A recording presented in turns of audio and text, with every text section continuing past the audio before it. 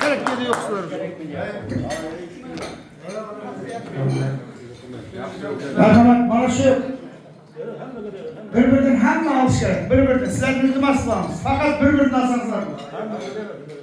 Endi mana shu kitobning chiqishi haqida bir ozgina bizni og'amizga so'z bersak, Nurali aka, marhamat.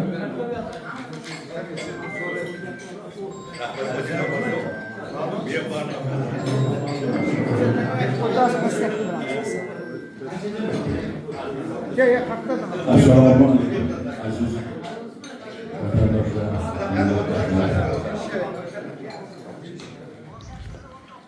Mana biz qadrli Rahimjon akamning takliflari bilan, shunday tashabbuslari bilan diydorlashib, atamlashib o'tiribmiz. Yo'lda o'ylab keldim-ku, Rahimjon akaga o'xshagan bir vatandosh, asli turk insoni O'zbekistonda ham yo'q. Sizlar bir peshonalaringlar o'zi quyosh chiqqan qavm ekansizlar.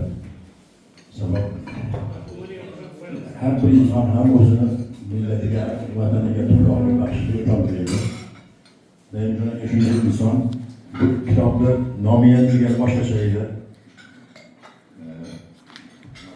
Ajoyib. Elnazar aka bilan Shomil akalar yozganlar nomini Turkistonning turli qadamlarida. Mana bu o'sha muhovalarni ham biz o'tirib qaytadan ishladik. Va bir go'zal kitob bo'ldi. Mana Rahimjon akamning topshiriqlari bilan Turk dunyosining buyuklari degan kitob tayyorlayapmiz. Butun Turk dunyosi, Qozoq, Qirg'iz, O'zbek, Turkiya hammasi keng ichiga olgan vaholanki bu ishlarni qilish kerak biz Turk davlatlari. Lekin bu ishni siz qilyapsiz, Rahimjon aka. Buni millat, vatan hech qachon unutmaydi. Sog' bo'ling, salomat bo'ling. Muloqotlarimiz davom etadi. Yana bir bor sizlarni ko'rganimizda cheksiz xursandmiz. Odamlarimiz davom etadi. Tashakkur etaman. Sizga ham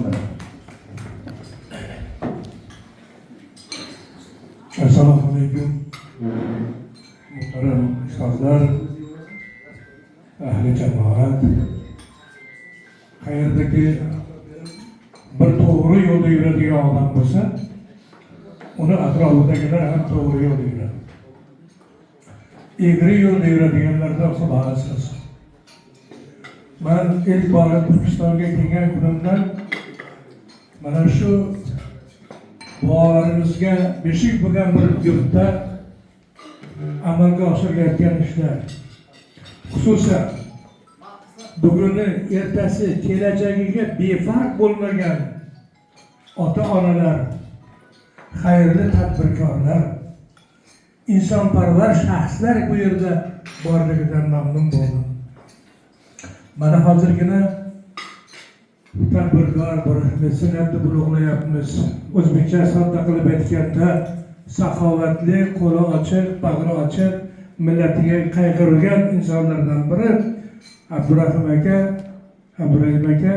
mana shu kitobni qaytadan chop etishga, unga yangicha tahrir berishga o'zi bevosita yetakchilik qildi. Ustozlar o'zlarining fikrlarini bildirdilar va bu mana bugun yangicha bir o'lchamlarda, yangicha bir media tasvirlarini tiniqligi bilan avvalgi olingan suratlardan farqli o'laroq zamonaviy texnologiya usulida chiroyli bir kitob bo'lib dunyoga yuz ochdi. Va men ishonaman, bu kitob nafaqat turkistonliklar uchun, qolaversa xorijdan kelayotgan sayyohlar uchun, Hoji Ahmad Yassaviy shaxsi, tariqati va u yoygan islomiy ma'naviyatni, madaniyatni tubdan chuqurroq bilishga intilgan sayyohlar uchun ham yaxshi bir esdalik bo'ladi shu yurt haqida.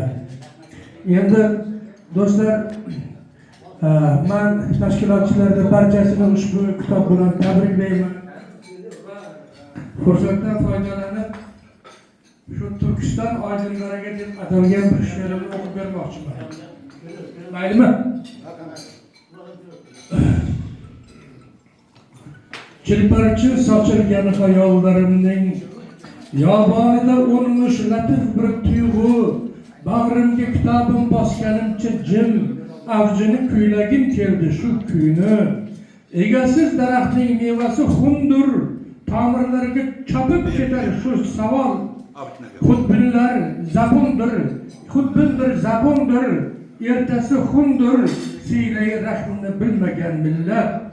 Shukrki bu yerda o'g'lonlar bordir, vatan tolisidan himmati baland, ertangi kundan kim umidvorlardir, har mushfiq ko'ngilga sochgay shafoat.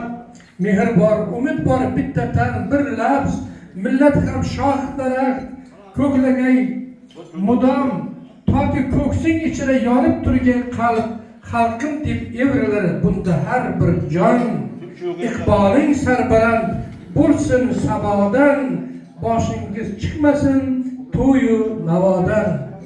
Ilohim barchangizni yarlaqasin. Mana shu millat deb, millatning ertasi deb, uni farzandlarini kuni oydin bo'lsin, ro'zg'ori butun bo'lsin. O'sha to'proqlari unga qadrli va muqaddasligini saqlab qolsin degan mazmunda olib borayotgan ishlar sizlarga muborak bo'lsin.